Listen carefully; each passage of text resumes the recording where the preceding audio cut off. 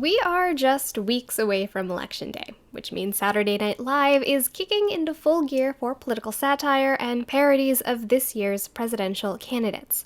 The sketch comedy series returns this weekend with actor Jim Carrey taking on the role of presidential candidate Joe Biden. After 4 decades of SNL, longtime viewers know the drill for its political caricatures, but it's worth asking this question. What purpose does humor serve during an election? What humor can do and satire can do, it can reach a very different audience that is usually following politics, and it means that it gives a wide platform. Many researchers agree that political satire can serve as a gateway of engaging more citizens in the political discourse. And for most politicians, Finnish researcher Outi Hakola said that can be a strong tool for campaigning, even if they're the butt of the jokes. Mostly the politicians in the past have been quite happy, or at least they have tried to give the public an impression that they can take the joke, and that is the part of the game in a way. And I think with Trump, it changed a little bit. Mr. Trump, same question. Do you feel you're modeling appropriate and positive behavior for today's youth? No, next.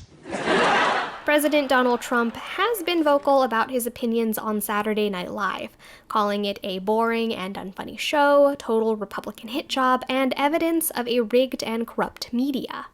Hakola found that in tweeting those reactions and refusing to accept the parody, like other politicians, Trump actually reframed SNL's critical portrayal and galvanized his own supporters to discredit the show as a whole. That leads us to another question about political satire.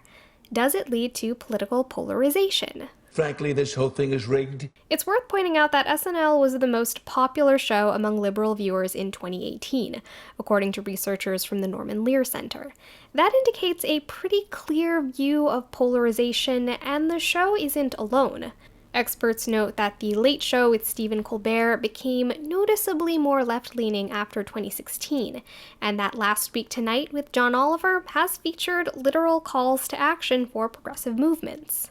If we think about John Oliver's show, he makes it very clear that he's talking to liberal audiences and asking them to participate and create a change. With those examples in mind, it would be easy to say that political comedies are contributing to polarization. But with growing division on social media and other mainstream news outlets, experts say they're also the product of it. Parody shows, they are not so shy anymore about doing this. Because the audience is already polarized, why not use it even further? Casey Mendoza, Newsy, Chicago.